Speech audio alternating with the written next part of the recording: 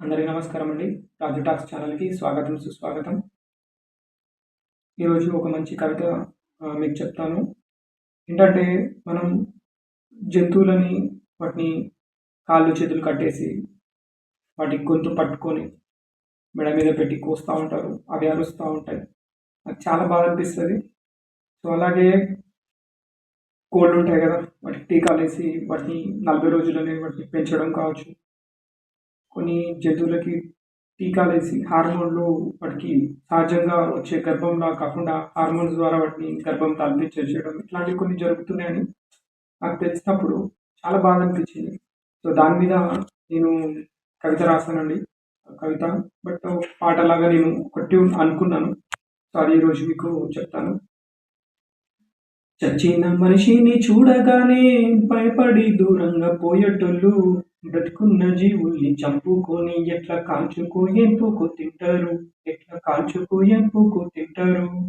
పిల్ల చెల్ల నీకున్నట్టే వాటికి కూడా ఉండేరా, నీ కన్న వాళ్ళు ఏడ్చినట్టే అవి కూడా ఏడ్చురా, అవి కూడా ఏడ్చురా. కాళ్ళు చేతులు కట్టేసి తలను గట్టిగా పట్టుకుంటే గుండె నిండా బాధతోని అవి ఎక్కి ఎక్కి ఏడ్చురా, అవి ఎక్కి ఎక్కి ఏడ్చురా. చెమ్మగిల్లిన కళ్ళతో నీ చేతగా నీ స్థితిలోన నీ పిల్లో జల్లో ఉండుంటే ఆ బాధ నీకు తెలిసేరా, ఆ బాధ నీకు తెలిసేరా. బ్రతికే హక్కు నీకున్నట్టే వాటికి కూడా ఉండేరా, ప్రాణం మీద తీపి ప్రతి జీవికి దేవుడు ఇచ్చిరా, ప్రతి జీవికి దేవుడు ఇచ్చిరా. నీ ఆకలి కోసం వాటిని మచ్చిక చేసుకున్నావు, నీ స్వార్థం కోసం వాటికి టీకాలేసి పెంచినవు. సహజ గర్భం మరిపించినవు, కృత్రిమ గర్భం దాల్పించినవు.